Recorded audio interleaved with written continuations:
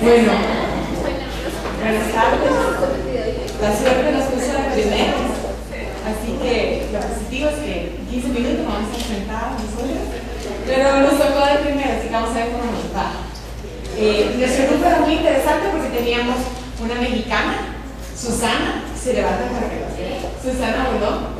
Después tenemos a Julieta Afre, que no está con nosotros, pero es guatemalteca. Tenemos a Florencia Borja, salvadoreña. Adela Costa, hondureña. Costarricense, Alina Gamboa. Entonces era un grupo muy interesante con diferentes vivencias. Y Ana Tencia, panameña. Nos faltó la nicaragüense, pero como que solo había una en todo el diplomado. Ok, entonces vamos a empezar. A nosotros nos tocó estudiar la política de El Salvador. Entonces tenemos el gran beneficio que teníamos a Florencia, y Florencia trabaja en el gobierno. Y ella se conoce muy bien la política y conoce la historia de la política. Entonces a nosotros nos ayudó muchísimo para entender mejor qué era lo que estaba ocurriendo y cuáles eran los antecedentes. No sé si sé que no todos los grupos tuvieron esa suerte.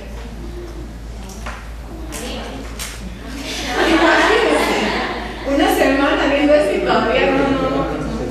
Ok, entonces voy a empezar explicando un poco la política de seguridad alimentaria y nutrición salvadoreña. Y la política empieza reconociendo la alimentación como un derecho fundamental de la humanidad y asume el compromiso de implementarlo con esta política nacional. Antes de la política es del 2011. Antes de la política ya estaba establecido el CONASAN. El CONASAN es un consejo nacional de seguridad alimentaria y nutrición, y el consejo lo lidera la Secretaría de Inclusión Social, que lo lleva la primera dama. Y ahí es interesante porque la primera dama salvadoreña es brasileña, y ella traía muchos conocimientos previos de cómo se manejaba la seguridad alimentaria en Brasil. Después también está el secretario técnico de la presidencia, la ministra de Salud y el ministro de Agricultura y Ganadería. Y también es importante notar que la ministra de Salud es una persona muy conocedora del tema de salud y alimentación. Ella trabajó muchos años para la OPS, entonces eso también ayudó a fortalecer esta ley política. Se hablaban de dimensiones en la política y hablaba de que el alimento tenía que ser disponible para la población, tenía que haber acceso para poder comprar o maneras de obtener ese alimento. Se habla también del enfoque del consumo, cómo se está consumiendo el alimento, y que este consumo nos ayude a una mejora biológica. Entonces esas eran las dimensiones que tenía la política, y siempre se recordaban de esas dimensiones cuando estaban estableciendo las diferentes estrategias. Entonces se establece este plan nacional que promueve la participación entre los diferentes actores, y vamos a ver cómo actúan diferentes sectores de la población, instrumentos de coordinación y procesos que incluyan diferentes instituciones para combatir la pobreza. Entonces vamos a hablar un poco ahora del contexto de la política, que es lo que venía previo antes de que se escribiera la política. El Salvador tiene ahora un gobierno de izquierda, primer gobierno de izquierda después de muchos gobiernos de derecha, después de mucha dictadura. Entonces es como una coyuntura. Había una política de salud del 2009 que incluía ya una estrategia de seguridad alimentaria y nutrición. La considera la seguridad alimentaria como una estrategia dentro de la política de salud.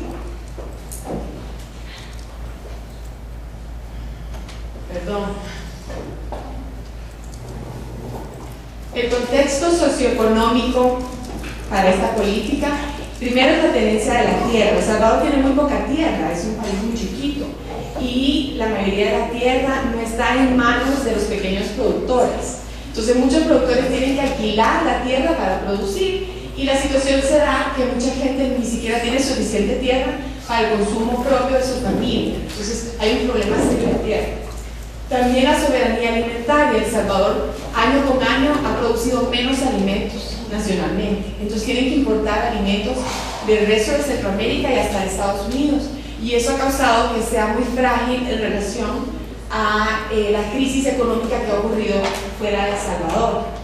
La depresión económica nos indica que la canasta básica ha subido en un 15% los precios y los salarios no han subido. Entonces ahora la gente tiene menos dinero para comprar los alimentos que necesita. Y la inequidad de género y exclusión social. Hay un serio problema de género en El Salvador. Las mujeres no son iguales a los hombres.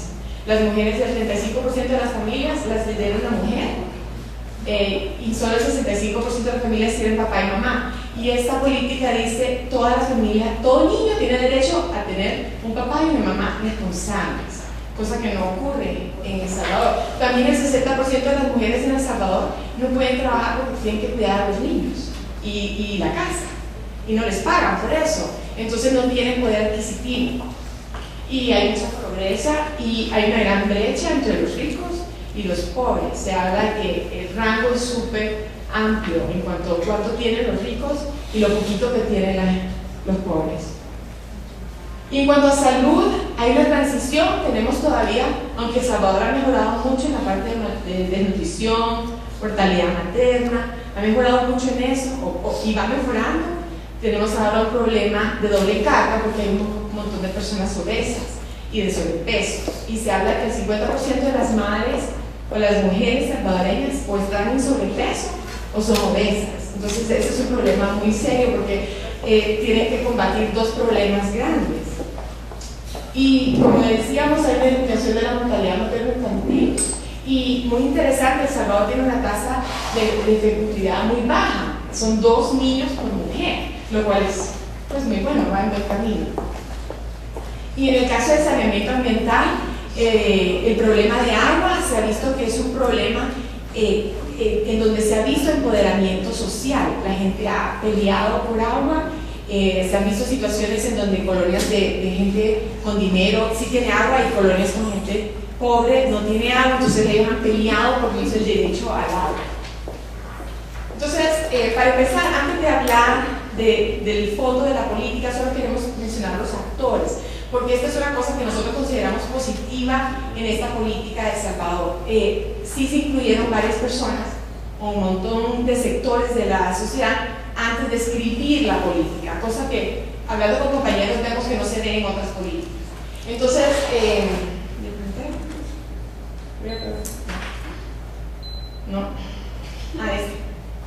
entonces vemos que la participación, y vamos a ver que la sociedad civil, las ONGs participaron, sobre todo en la parte primera, en la primera fase, pero el gobierno obviamente estuvo siempre en todas las fases. Pero vimos también que había participación de partidos políticos, universidades, empresas, organismos, etc. Pero lo vamos a mencionar más en qué fases fue que participaron. Consideramos que hay una participación alta del Poder Ejecutivo, del Foro Nacional de Salud, porque es bien interesante. ¿Cómo está? Venía por ahí. En El Salvador hay una política de participación social en salud. Entonces, ya está establecido que se tiene que utilizar estos foros para poder hacer las políticas. Y después participaron muchas organizaciones y lo consideramos que la participación fue alta. Entonces, ahí pueden ver un ejemplo de un grupo de personas reunidas y a eso se llevó a cabo. Eran talleres donde invitaban a gente de diferentes municipios, los invitaban para hablar de cuáles eran los problemas que tenían y tratar de resolver esos problemas con la política. Decimos que hay un análisis de actores medio de parte de las alcaldías y las universidades. Solo 3 universidades participaron y El Salvador cuenta con muchas universidades, entonces consideramos que fue medio. Y en POCA, partidos políticos, solo un partido político participó de 4, lo cual obviamente muestra que ahí hay una situación, y los medios de comunicación participaron poco. Y sentimos que había una participación pasiva del sector privado e informal. Pero lo importante es en qué participaron.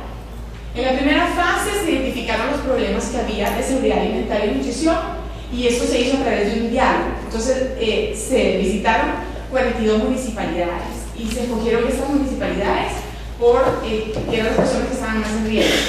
Y hubo talleres, entonces llegaban y platicaban con estas personas y esas personas les decían los problemas que tenían. Esa fue la primera fase. Después, el grupo del Consejo Nacional de Seguridad Alimentaria y Nutrición y el Comité Técnico de Seguridad Alimentaria y Nutrición hicieron una revisión de las cosas que habían recibido de estos talleres y después lo consultaron con grupos específicos. Hicieron un borrador de la política. Tomaron como insumo lo que había salido de la sociedad, hicieron un borrador de la política que la revisaron grupos específicos. Una vez que tenían eso, ya se lo mandaron a organismos internacionales, a la FAO y demás, para que lo revisaran y les aportaran cualquier insumo. Y por último ya fue aprobada la política nacional. Entonces esas fueron las fases que se dieron y las líneas estratégicas que salieron, 8 líneas estratégicas, de las cuales que fueron las líneas que salen originalmente de los talleres. Y la primera es mejorar la producción nacional con alimentos inocuos y saludables, soberanía nacional, garantizar el acceso físico, económico y cultural de la alimentación inocua y saludable, promover prácticas de alimentación saludable y nutrición afectiva, asegurar acceso y calidad a los servicios de salud, agua, prácticas adecuadas de higiene y saneamiento básico. Esta es la parte biológica. Ellos consideran que para poder aprovechar biológicamente los alimentos tenemos que tener la parte de saneamiento, garantizar la calidad y propiedad de los alimentos para el consumo, implementar sistemas de información, vigilancia, monitoreo y evaluación de la SAC, y por último fomentar investigación e innovación tecnológica. Esas eran las 8 líneas estratégicas, y de esas líneas salen diferentes acciones prioritarias. La voy a dejar con mi compañera Susana.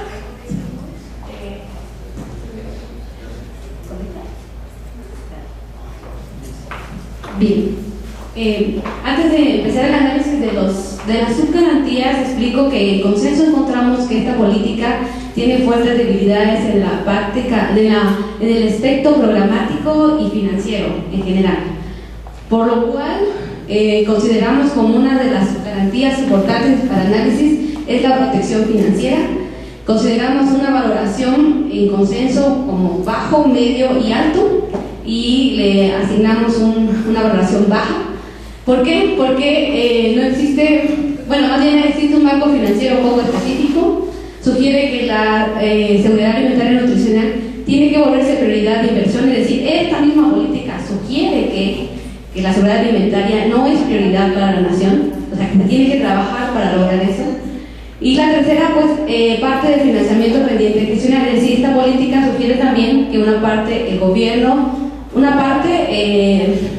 tiene que asignar presupuesto para cada una de las estrategias, pero hay otra parte que se debe de gestionar y no explica cómo, a quién, ni bajo qué mecanismo se van a gestionar. Bueno, las recomendaciones que tenemos para esta subgarantía es complementar la política con planes presupuestarios según se contempla en esta, garantizar los presupuestos nacionales y los mecanismos para la gestión de fondos, lo que les acabo de explicar.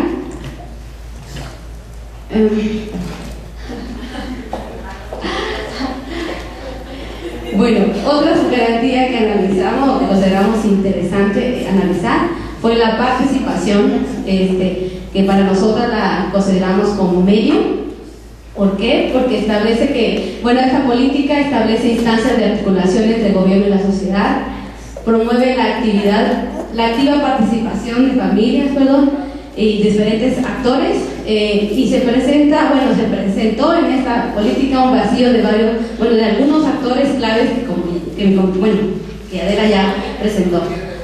Y las recomendaciones para esta subgarantía es definir cuáles serán los mecanismos para garantizar la participación activa de los titulares o los sujetos de derecho, e incluir los aportes de otros actores en los diferentes niveles y sectores de la población. Y bueno, importante también que ellos participen en la elaboración de los planes operativos y bueno, de las futuras políticas. Y finalmente se decidió tomar en cuenta la exigibilidad, que en este caso la valoramos como baja, porque no contempla las formas específicas para exigir el cumplimiento de estos derechos. Y tenemos como recomendaciones establecer los mecanismos e instancias de reclamación y asignación ante el incumplimiento de este derecho, o bueno, cuáles van a ser los mecanismos a las instancias para poder exigirlo, e incluir acciones para fortalecer a los titulares de derecho y portadores de obligaciones. Bueno, a efecto de promover la auditoría social, la exigibilidad. Bueno, como recomendaciones generales tenemos, en principio, especificar el aspecto programático y presupuestario.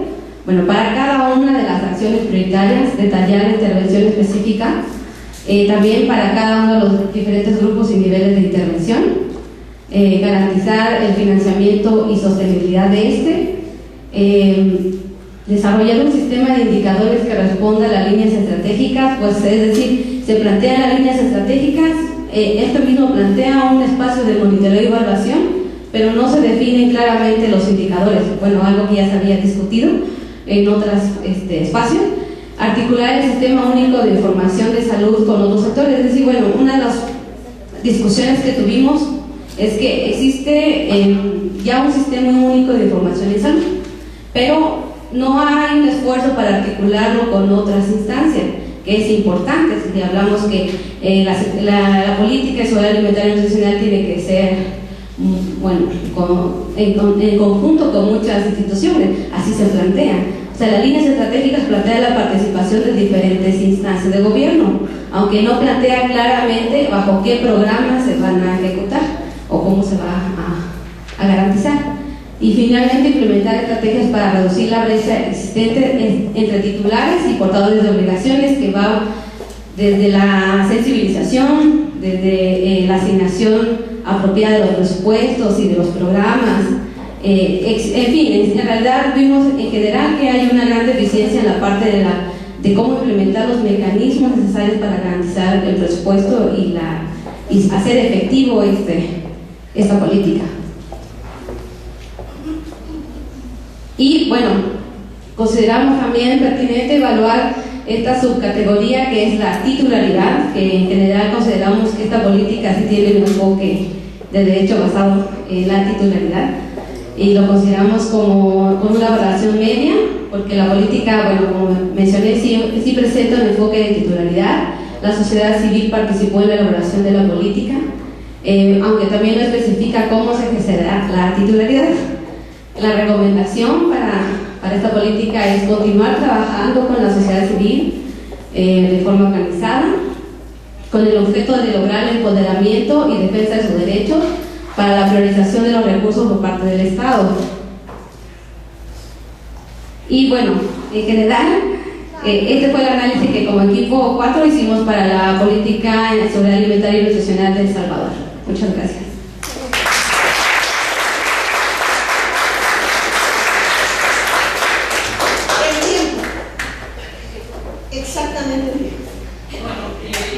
Quisiera en primer lugar felicitarlas, creo que han hecho una muy buena presentación, muy clara, realmente muy bien hecho. Segundo, destacar que hay una buena aplicación de los conocimientos que ustedes recibieron tanto en la fase 1 de unidad de instancia como en las clases que tuvieron durante la sesión presencial.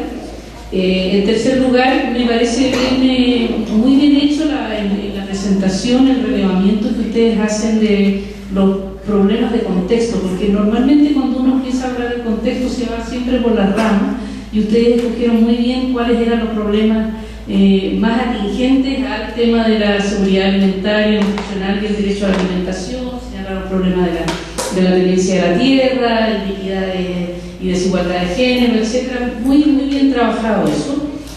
Y yo diría que no, la parte que todavía está un poco débil, que yo sé que eso es difícil de trabajar en un periodo tan corto, es lo que tiene que ver con las recomendaciones, no obstante que hay algunas líneas generales bastante importantes.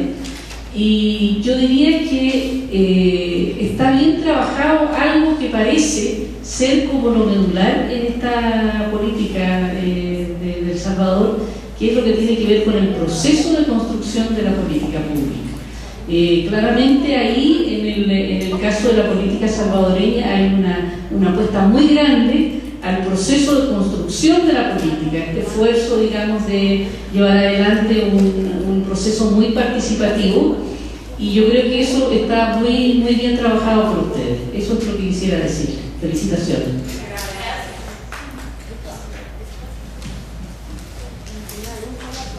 Bueno, muy buenas tardes. Felicitar también al grupo, lo ha hecho, yo quería referir primero los aspectos de forma, ¿no? Yo creo que la presentadora es excelente, la presentación también visual muy bien, y eso siempre habla de la manifestación formal, siempre es calidad de trabajo, ¿no? Así que felicitaciones por ello. Dentro de las políticas también me pareció interesante todo lo que es el abordaje de contexto, creo que está muy bien, la visión de integralidad que ustedes quisieron mezclar y relacionar, por ejemplo, el tema de la derecho a la alimentación con el tema del agua, me parece también central. Me llamó sí profundamente la atención el caso de la política vinculado a esta especie de consejo asesor o coordinador de nivel presidencial, pero donde no quedaba muy claro qué pasa ahí con participación ciudadana, una visión más integral. Me parece que es de demasiado alto nivel, y a veces en estos consejos tiene que haber una transversalidad, ¿no? Nunca perder la lógica del sentido común y cable a tierra. Sentido común y cable a tierra. Sí, muy bien. Los principios también muy bien expuestos en general, esto de haber analizado la participación o el invitado, la participación de partidos políticos, me parece relevante y interesante. Por ejemplo, en el caso europeo como ellos, muchos temas de la demanda social son resueltos a través de un buen diálogo con el mundo político, que es el mundo para tenerlo adentro. Y por lo tanto, finalizar expresando que me parece, lo que sí es la visión, me pareció como necesario y una recomendación en ese sentido, de avanzar algo más en los criterios propios del derecho a la alimentación, circunscribirlo a alimentación de vida digna, digamos, o derecho a protección respecto al hambre, con los criterios específicos que establece la Observación General número 12 de Naciones Unidas. Muchas felicitaciones, escriban esto, que puede ser un buen paper y una buena aporte a producción conceptual para publicar en la revista CIEM. Gracias.